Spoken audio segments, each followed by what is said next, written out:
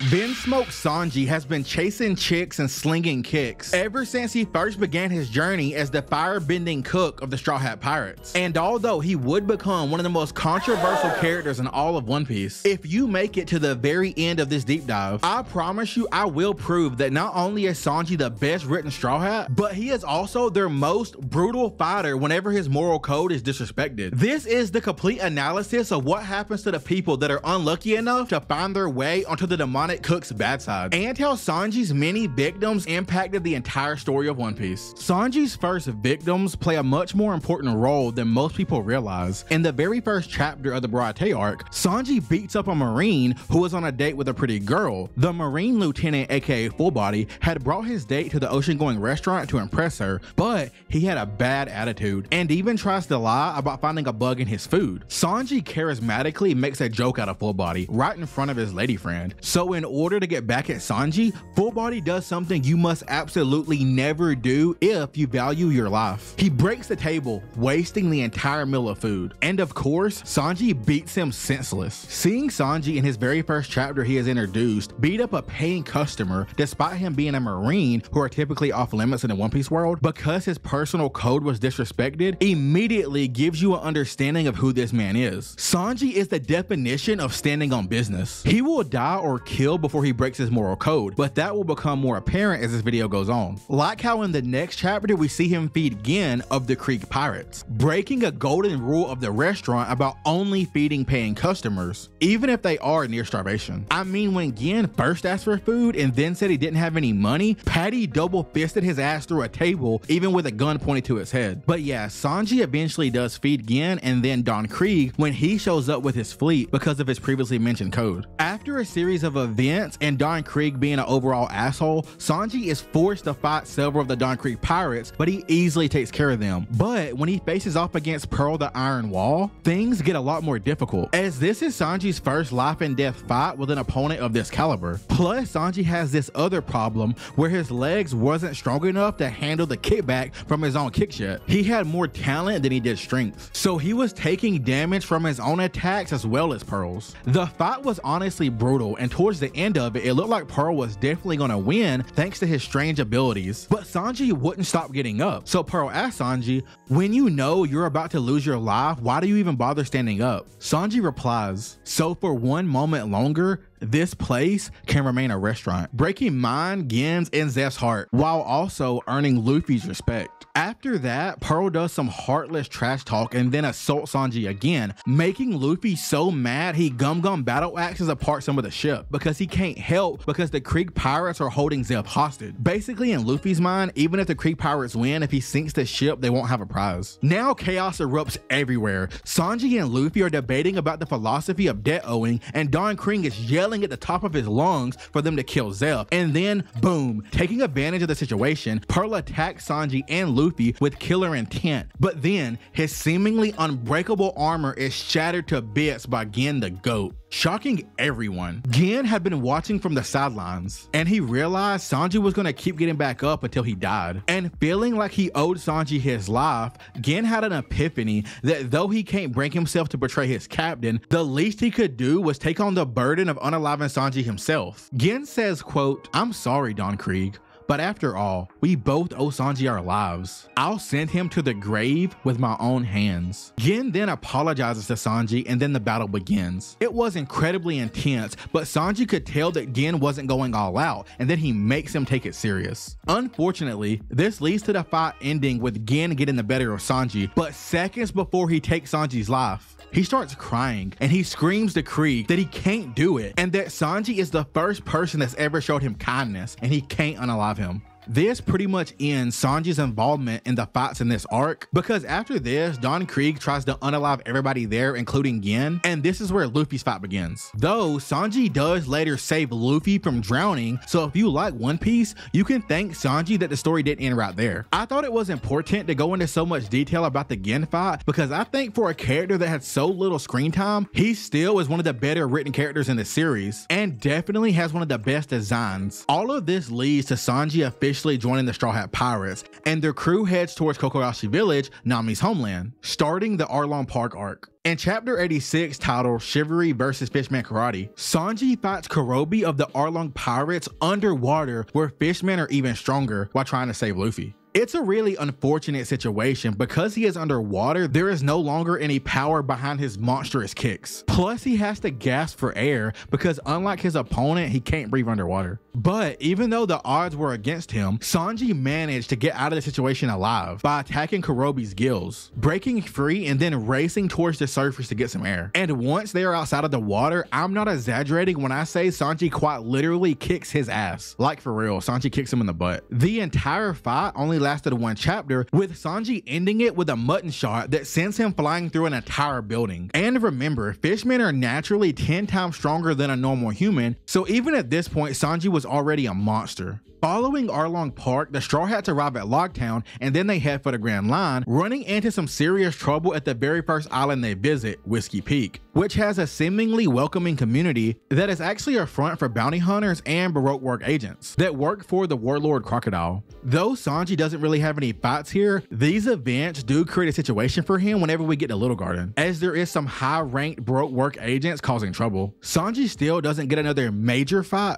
but he does have some awesome moments, like when he easily takes out the Unluckies, and he also pretends to be Mr. 3 to extract information from Mr. 0, aka Crocodile, and also reports to him that the Straw Hats have already been killed in order to give him a false sense of victory, stopping him from sending any more agents after them. This is what I mean whenever I say that Sanji is a very well-rounded crew member. Let's be honest, Luffy and Zoro would never even think to do something like that. Also, during the call, Sanji jokingly claims to be Mr. Prince, which was god levels of foreshadowing for Sanji's true origins. In the Drum Island arc, Sanji fought with those Lopins, the large, carnivorous, aggressive snow bunnies, as well as took on Chess and Coromarino, but that was honestly light work. It's when we get to Alabasta that Sanji gets his first major fight as part of the Straw Hats. He is now not only a talented fighter, but also has had time to strengthen his body and get an understanding of how dangerous the stakes are whenever you're a part of a pirate crew who's aiming for the top. Chapter 187, Sanji fights Mr. 2, aka Bon Clay, aka the future GOAT. This fight is a perfect example of how Sanji doesn't have just your typical shonen-y battle scenes. They are usually fun and badass with layers of emotion, morals, and character development. Plus, this one had more foreshadowing for how important Okama became to Sanji's lore. Sanji and Bon Clay both go all out, leaving both of them bruised and bleeding. The Swan is no joke, and with his elite kicking Kenpo fighting style, he is the perfect opponent for Sanji. Similar to how it's good for Zoro to square off against powerful swordsmen that get stronger, fighting a kicking specialist like Bon Clay definitely elevated Sanji's own abilities. The two continue to trade blows, but after a while, Sanji begins to overwhelm Bon Clay. Sanji even has this cool one-liner about how people are not defined by their faces, but by their hearts. Even Bon Clay thought this sounded pretty cool. People really sleep on Sanji's one-liners, but we will get more into that later on. Anyway, Bon Clay was taken back by this statement, but he is also very smart. And once he figures out Sanji's weakness of not allowing himself to ever hit a woman, he activates his clone Devil Fruit abilities to take advantage of it. He uses Nami's face and body to be able to get some free attacks off on Sanji without Sanji being able to attack back. This turns the fight around in Bon Clay's favor. But eventually, Sanji does realize that Mr. 2 always transforms back into himself right before he actually makes contact with him. And now with Sanji being able to fight back, the fight turns even more brutal, but also kind of beautiful, because Sanji has some of the best choreographed fights in One Piece. You can tell that Oda has so much fun with them. Though Bon Clay was a formidable opponent, in chapter 189, Sanji's final attack overpowers him. This was a phenomenal fight, with Sanji even extending his hand to Bon Clay after it was over, showing he had earned his respect. By the way, I know some people hate Sanji's whole anti-fighting women thing, but I find it respectable about how he always finds a way to win without going against his personal moral compass. But this does become a lot harder for him to do in the future, so I want you to pay close attention to the rest of Sanji's fights, because they will keep getting more and more interesting, starting with the polarizing Skypiea arc. The first conflict here is when Sanji, Usopp, and Luffy have to fight Suntory of the Forest, one of NL's top warrior priests. This guy was goofy and annoying, but honestly, he was kinda dominating them at first. His job was to punish criminals with an ordeal of balls. And no, I don't mean how Big Mom got so many kids. This is one of the several sacred trials imposed by NL to judge and eliminate, quote, criminals. Suntory's trial only had a 10% survival rate, so it was no joke. Suntory himself was very hard to fight because he used a combination of orbs, impact dials, and was even the first person the Straw Hats fought that had pretty advanced controlled observation hockey. The orbs that were completely under his control also had hid inside of them various levels of dangerous items, from things like flowers and songbirds to poisonous snakes, explosives, and even bladed weapons. He could also combine them into this super attack dragon thing. I'm gonna be honest, the Straw Hats were only able to defeat him because they straight up jumped him. But Sanji did deliver the final blow and it looked painful. Sanji's finisher came after stating he was so sick of Suntory's constant talk about challenge this and challenge that, and that there were some damsels waiting. See, sometimes Sanji's woman thing is a strong motivator. After Enel's eventual defeat, he fled Skypiea, but Satori and the other priests were sentenced to a punishment known as cloud drifting, which I know sounds kinda nice, but it is actually in fact very dark. Cloud drifting is when the sentenced are placed on a very small deserted cloud island, which is then sent off into the sky ocean to drift endlessly. It is considered a form of execution. After around 200 years, the clouds dissolve and their skeletons fall into the blue ocean. So technically Sanji did indirectly unalive the guy, but fans hated Suntory, so I doubt many felt bad for him. Now Sanji's next scuffle in Skypiea blessed us with one of his best moments in the entire series. Definitely top 3. Sanji versus NL. Look, being for real, I understand that Sanji had zero chances of beating NL at this point in the story. Not to mention that his body was already damaged pretty bad, but that's what makes Sanji Sanji. Even knowing he was risking forfeiting his own life, he still showed up just in time to guard Nami and Usopp from certain death. And before I see anyone claiming this is some kind of L for Sanji, remember what we covered in the victims of Zoro and the victims of Luffy videos. NL did both of them just as dirty. And even though Luffy technically eventually won the fight, NL still accomplished his ultimate goal of making it to the moon, becoming one of the first One Piece characters to achieve his dream. People forget how overpowered God NL was compared to anyone we had met yet. Alright, back to Sanji's badassery. Usopp is about to be killed by NL, and Nami tries but fails to save him. But Sanji swoops in and kicks Usopp to safety, places a cigarette into his mouth and tells them to go before getting struck with an all-out lightning attack. Nami is crying for Usopp to turn around, but Usopp understands that would mean that Sanji's sacrifice will be for nothing. They do somewhat escape, but Enel apathetically says that though they are off the ship, don't they realize they are still definitely in my range? So that's not really getting away. But then he notices that Sanji has gotten up. Sanji says, "Hey God, there was one more thing I wanted to say, but before that, thanks. I was just thinking how I needed a light." Let's go. In both the manga and the anime, this scene was too badass. This is Sanji's nothing happened moment. Enel then asks Sanji what is the other thing he wanted to say. Sanji says, "Oh yeah, drop dead," before passing out.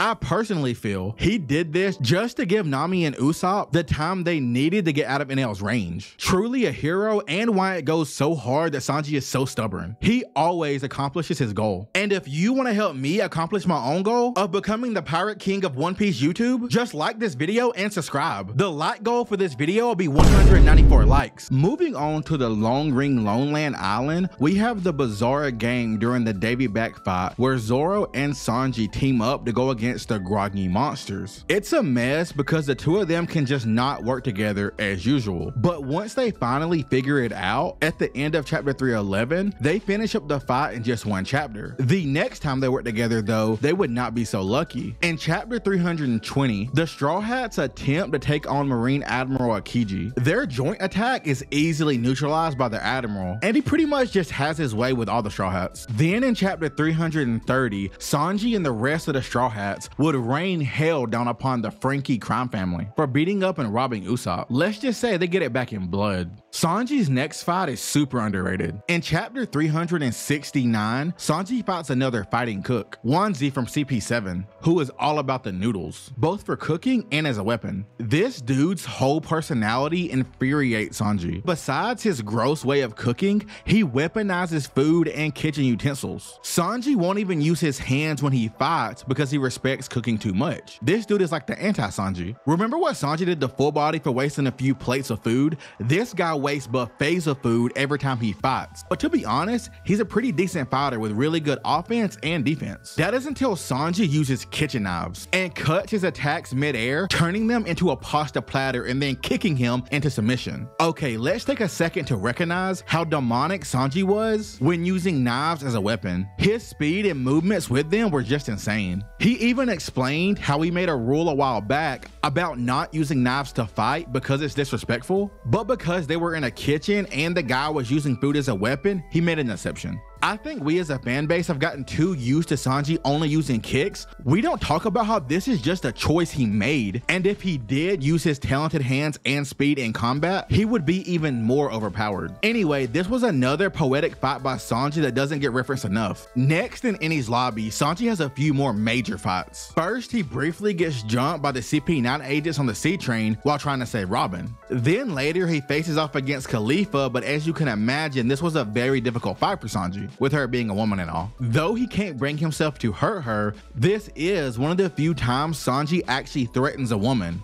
because he really needs to hurry up if he wants to save Robin. He then flexes his power a little bit, but then stops right before actually landing a blow. Khalifa is shocked by his speed, but calls him soft and then kicks him right in his little Sanji. So technically he doesn't win this fight, but it's pretty obvious Sanji could have won easily if he tried. In the current story, we all know just how far Sanji would go to not hurt a woman. But this was the first time we really get to see just how much of a stranglehold his trauma has on him. In chapter 403, Nami and Chopper find and help Sanji, questioning his decisions, with Sanji replying that he would rather die than kick a woman, and that this was drummed into him as a kid. But we will talk more about Sanji's trauma later. His mental wounds run deep. In chapter 413, Sanji would return the favor, saving Nami and Sniper King from Jabra. Leading up to Sanji versus Jabra, Sniper King is being held by Jabra in full wolf form, seemingly about to be chomped on, before Sanji swoops in and kicks the drool out of his mouth, sending him flying and then leaking blood on his hands and knees. Jabra asks, "Who are you?" Sanji replies, "The hunter." Boom, again with another cold line. After he gets up, their fight is just vicious. Both of their attacks look lethal. Jabra's sharp nails and teeth versus Sanji's kicks and flames that are burning hotter than ever. It's like a melting iron rod on flesh. You just hear thumps and sizzling. Sanji starts to get the better of Jabra, so Jabra tries to trick Sanji with one of his infamous lies. He throws the key Sanji needs right at his feet and tells Sanji that he needs to go save Robin right now because Robin is his little sister and that they have got separated at birth. It's total nonsense. But his goal is for Sanji to let his guard down. But remember, Sanji is one of the smarter Straw Hats, so he pretends to believe the lie, and as he bends down to pick up the key, Jabra attacks, but Sanji uppercut kicks him and says, "Haven't you heard about the boy who cried wolf?" Damn, he really can't be stopped with the bars. The battle heats up even more, with even more extreme attacks, but when Sanji hits him with a spinning Diable Jambe that was so hot that even in wolf form and with iron body, Jabra says that even his bones were burning. Jabra tries to go for an all or nothing attack, thinking he had caught Sanji slipping, but Sanji was now the one who was tricking him and finishes the fight with one last demonic kick, and then stands over the scorched wolf and says, "God may have created food, but the devil created spices." That's it. I'm ready for the Sanji mixtape. Drop it. This line is delivered differently in the manga, anime dub, and sub, but all variations of it just sound so cool. I think this is one of Sanji's most underrated fights. But let me know in the comments, what is your favorite Sanji fight, or maybe your top 2 favorites, if it's too hard to choose just one. Now, let's take a look at Sanji versus Absalom, which might be kind of hard given his devil fruit. Oh, brother, this guy stinks! But being for real, his devil fruit is just one of the several sins that would bring the wrath known as Sanji down on his head top. His first major sin was him trying to forcibly marry Nami, which would already be a death sentence if Sanji finds out. But after Sanji discovers that Absalom has eaten the only devil fruit he has ever wanted, things get ugly. The devil fruit in question is the Suki no Mi, a devil fruit that turns you completely invisible. I do not need to explain to you why Sanji would want this power. Sanji easily destroys Absalom and frees Nami. Though this fight was quick, it did give us some more Sanji lore and foreshadowing, with invisibility power becoming relevant again in the future. Sanji also played a big role in taking down Oars, helping with various combo attacks and even kicks the leg out from under the ancient giant. And then whenever Kuma shows up, before Zoro has his nothing happen moment, Sanji attempted to trade spots as sacrifice. Zoro does what he has to do to stop him, and then after Sanji wakes up, he is the first one to search for Zoro, and even though we didn't see it, I'm positive he helped him out with his wounds in some way, which may have just saved Zoro's life. Oh, and after Thriller Bark, Sanji has a quick fight when the Straw Hats run into Duval, and Sanji winds up kicking his face handsome. The Sanji x Duval Sanji wanted poster gag is one of my favorite in the whole series. Sanji has one more fight before the time skip. If you could even really call it a fight, it was more like an all-out war between the Straw Hat side and the Marine side, the Pacifistas and Admiral Kizaru. And just like whenever they fought Admiral Akiji, this situation was truly hopeless. Sanji even tries to protect Zoro from a pacifista, since he is one of the only ones that know how damaged Zoro truly is from the nothing happened moment. But ultimately, the Straw Hats were destroyed in this fight. This acted as one of the most heartbreaking scenes in all of One Piece. You can literally hear the pain in Luffy's voice as he realizes he can't save his crew and that they are just not strong enough. Eventually, Kuma would send all the Straw Hats to various islands in which they would spend the next 2 years training. Following the time skip, the Straw Hats return to Sabaody Archipelago, but this time things go much differently. They face off against the same pacifistas, but easily destroy them, with Sanji and Zoro even one-shotting one of them together as they try to outdo each other. Now, I know the frequency of the fights has decreased post-time skip, with them having to be more strategic with the level of opponents they are now having to face. But what if I told you that Sanji has actually had more fights than Zoro post-time skip? During the Fishman Island arc, Sanji shows us that not only has he been working on his fighting power level, but also his roast power. After he destroys Watasumi, aka Large Monk, with one of my favorite attacks from Sanji, while Watasumi is burning alive, Sanji says, "Haven't got much guts, have you?" Though that suits me just fine, because removing the poisonous guts is the toughest part of cooking pufferfish. Sanji also shows off that he learned CP9's airwalk technique, taking out several fishmen by himself to protect Princess Shirahoshi. Sanji's next chivalrous feat is in chapter 680 during Punk Hazard, when Sanji saves Tashigi from Virgo. This fight is cut short, so we never really got to see what would have happened, but I'm confident Sanji would have found a way to come out on top. Sanji would have another short but badass moment in Dressrosa against the infamous fashionable heavenly demon. Sanji swoops in like a curly-browed hero to save his crewmates once again. He clashes with Dofi, screaming, "When my crew is crying, that's your cue to stay the hell away." Such a dope moment, and Sanji's kicks were so powerful that even though Dofi blocked it, Sanji earned his respect, with Dofi saying, "Ah, finally a tough one." People forget what a monster Dofi was, with a large part of Dressrosa just being people strategizing about how to jump him. He was a problem, and Sanji was able to hold his own. I really like how Sanji does his next victim, because it's always nice when he really flexes his strength. Basically in chapter 795 or episode 739, Brook is facing off against some Beast Pirate members to protect Nami, and the Soul King is holding his own, but when Sanji shows up, it's over in seconds. One kick and the guy is sent flying into a burning hellball. After this, Sanji's life would become an emotional roller coaster of the highest highs and the lowest lows, as we have now arrived at Whole Cake Island, where the entire arc is focused around Sanji and his traumas. Like how Sanji's first violent encounter here is with his own father. We don't get much context to what started the fight, but Sanji does say that Judge was the one that attacked first. Sanji also fights it out with his brothers as well, finally standing his ground. And then a lot happens and we arrive at one of the hardest scenes to watch in all of One Piece, titled Luffy versus Sanji. This might be even more heartbreaking than the Luffy versus Usopp fight, as Luffy here refuses to fight back the entire time. Even when Sanji kicks Luffy over and over and over and over again, with everything he has, Luffy never fights back even once. He bears it all. Nami even begs Sanji to stop, but Luffy yells at her to not interfere with her duel. Sanji himself points out this is not a duel. Luffy is just taking abuse. It reaches a point where Sanji goes all out just to end it, knocking Luffy unconscious. But even after all of this, Luffy gets back up and scream begs for Sanji to come back,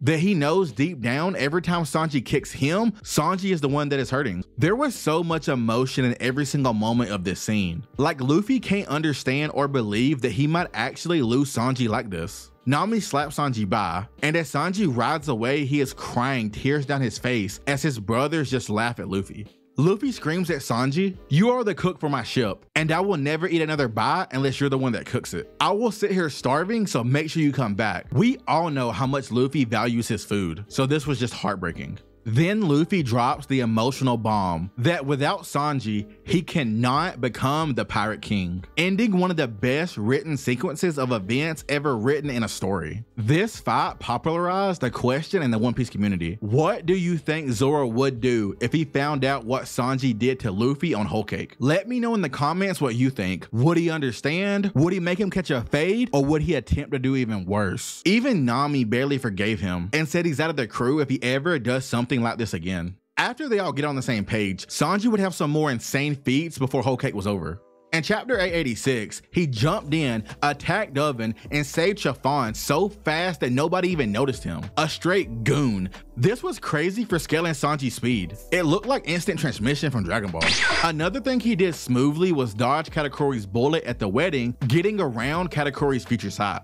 During the totality of Whole Cake, Sanji fought several other Big Mom pirates like Perospero, Dafuku, and some fodder pirates, but that's it for all his major battles. I love Whole Cake and feel like it's so misunderstood, but this now brings us to Wano Kuni. Although we all thought this was primarily going to be Zoro's arc, Sanji still had some insane feats. The first people to taste Sanji's shoes are the ruffians from the Kashiro family who knocked Sanji's sabo out of Otoko's hand. He messed them up quick, but Sanji would get a tougher fight in chapter 931 when he faces off against Page One, and we get to see Sanji use his raid suit for the very first time. This suit comes with quite a few perks. Besides looking cool, similar to the other raid suits, it enhances the user's strength, speed, has bulletproof and fireproof features, and has flight capabilities. But also the different suits have specialty abilities. This one can blend into its environment so well that the user becomes invisible. That's right, Sanji is one of the first Straw Hats to achieve one of his major dreams. W in the chat for Curly Brows, man. I was so happy for him when I seen this.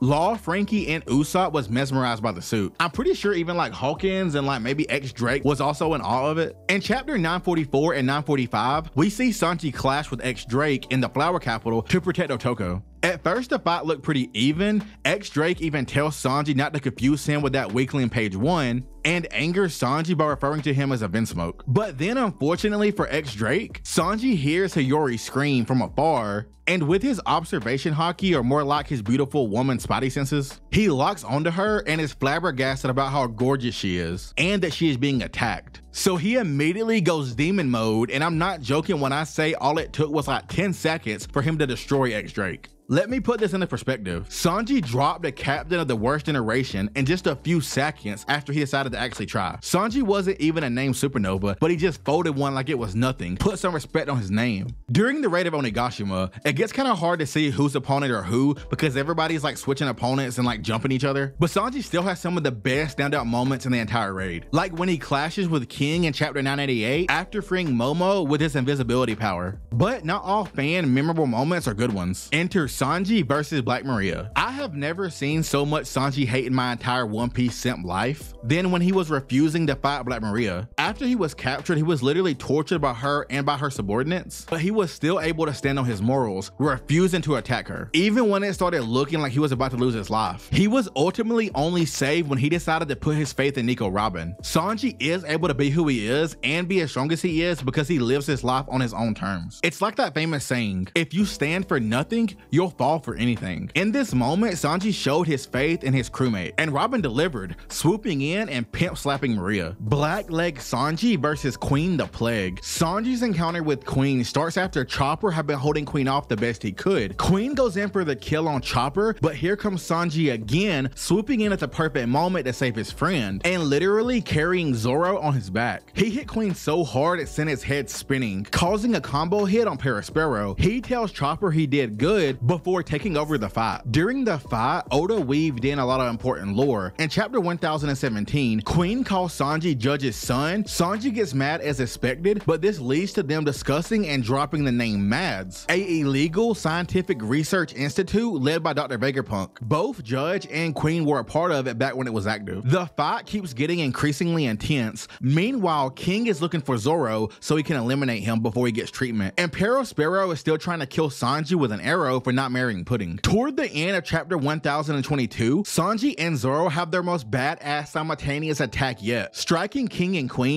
while having that amazing quote about how if they are able to win this battle, they will actually have a glimpse of Luffy becoming king of the pirates. There's some more fighting, and then Zoro asks Sanji about how he is feeling, and Sanji admits that ever since he wore the raid suit, he felt a little off. It's a full-blown war with Sanji and Zoro fighting back to back. There's flames, kicks, swords, lasers, and wacky dinosaur attacks everywhere. At one point during the battle, Queen starts begging Sanji to show him his raid suit because Queen is like a super tech nerd, and also he wants to prove that his tech is better than Judge's. But Sanji ignores him, saying something is definitely off. Eventually, Queen launches at Sanji in his dino snake form, wrapping around his body in an attack that Queen says no one has ever escaped from. Then, because of a series of events, Sanji gets free, but he looks all broken and bent. I remember reading this chapter when it first dropped and I was flabbergasted. But then Queen takes advantage of Sanji's confusion and launches a full-powered sword attack from behind in an attempt to cut Sanji in half, but boom, the sword shatters. Sanji is quite literally built different. He has now officially awakened his dormant powers. Sanji has a full-on panic attack and runs away, genuinely worried that he might lose his humanity. He finds his way into the pleasure hall and blacks out, and then is accused of hitting a woman. He says that is something he would never do, but with all that is going on with his transformation, neither us or Sanji is 100% sure he didn't do it. All Sanji remembers is the fear in the woman's eyes as she stared directly at him, laying on the floor, bleeding and crying. The lady also had a pet mouse, which is symbolism for Sanji having a pet mouse as his only friend when he was a child. This event leads to Sanji having an existential crisis in the middle of a war. Enough is enough, he has to make a choice. He soul searches for the answer to what kind of man does Luffy need or prefer him to be. Quote, "Tell me, Luffy, which would you prefer? The regular flesh and blood me, who turns into a helpless wreck whenever I face an opponent who's a woman, or a cruel, cold, emotionless warrior of science who can crush even monsters like him as long as you give me the order? Which one's going to be more useful to the king of the pirates?" I am not exaggerating when I say this monologue gave me chills. 1000 chapters of character development all baked into one single decision. Also, another reason I liked it was because Oda made it very clear that Sanji is self-aware of how his personal morals, decisions, and trauma do affect the goals and dreams of the entire crew. I really believe that Sanji is one of the best written characters of all time. Sanji then recognizes that if he uses his raid suit anymore, it will push his genetic enhancements past the point of no return, but he will gain the power he needs to definitely beat Queen. Queen notices that it looks like Sanji is actually going to put it on, but then Sanji throws the canister on the ground and stumps on it, saying bye to both his Germa trauma and to his woman's baths fantasies, since he just seemingly sacrificed the invisibility powers he had always dreamed of. Sanji gears up to give it everything he has against Queen, but he understands doing this will have a similar effect as using the raid suit. He will most likely transform fully, turning him into a cold, heartless monster. So before he begins the fight, he radios Sanji on a Den Den Mushi, leading to my favorite Zoro and Sanji interaction. Sanji tells Zoro they are going to beat the Beast Pirate soon, but after he is done finishing off Queen, if he isn't himself anymore, he wants Zoro to kill him. Zoro is confused, but understands he is serious and agrees, telling him not to die before then, which is Zoro's version of good luck, bro. Sanji is trusting Zoro with his ultimate request and secret, knowing he is the only one in the crew with the wherewithal to carry out something like this. All jokes aside, they really do share a special bond. This whole thing may seem extreme, but from Sanji's perspective, he would rather not be alive than live his life being one of the same monsters that tormented him as a kid for just not awakening any special powers. With his mind stronger than ever, Sanji returns to the fight. The fight is just chaos, with Queen now using all the powers that Sanji's siblings can use, which is just filled with so many similes and metaphors and just overall just so symbolic. Sanji's whole life he had refused anything to do with his father or his tech, but now he has to fight a version of it in his greatest battle yet. But then Queen surprises Sanji that he can also mimic Sanji's raid suit powers as well, going invisible. But Sanji shows he ain't sweet and goes invisible as well without his suit. That's right, our boy never stops leveling up. With both of them invisible, out of nowhere, that previously mentioned woman that Sanji supposedly hit and her mouse is noticed by Queen, who gets mad, admitting that he is the one that hurt her earlier because apparently she had curved him many times. Then Queen makes the dumbest mistake of his entire pirate career. He heads to attack her again, leaving Sanji an opening for a free attack. With Sanji's new exoskeleton, increased muscle and speed, armament hockey, and an overall tougher body, his leg can now support drastically hotter flames than ever before, burning a bright blue white. And he uses it to its full advantage, launching an insane combo attack on Queen consisting of all of his strongest attacks, ending the fight, sending Queen through several castle walls and off of Onigashima. This fight was so outstanding. Not only does Sanji's fighting style just look so cool, Queen was such a dope opponent. He is smart, crazy strong, and surprisingly nimble and fast for his size. Not to mention he is so kind that he stays big on purpose, because if he was thin, he would be too popular. Sanji folding Queen was his most impressive feat yet, but he also showed that he has much more potential in him as well. I don't think Sanji has reached his peak yet. This brings us to Egghead Island, where Sanji has already had some awesome standout moments. He saves Nami from S-Shark with his raw heat strike in chapter 1077. In the next chapter, he flexes his durability by tanking a straight up fishman karate punch from a Seraphim straight to the face. But the most impressive is when he holds off Demon Elder Saturn and Marine Admiral Kizaru. In chapter 1104, he defends Kuma and Bonnie by deflecting Saturn's attack, creating an opening for Frankie. And in chapter 1107, Sanji saves Bonnie again by kicking away a laser beam attack from Admiral Kizaru like he was at soccer practice. I'm so proud of Sanji because he made it a long way in life, but I'm more proud you made it to the very end of this video. Drop limes in the comments so I know you're a real one.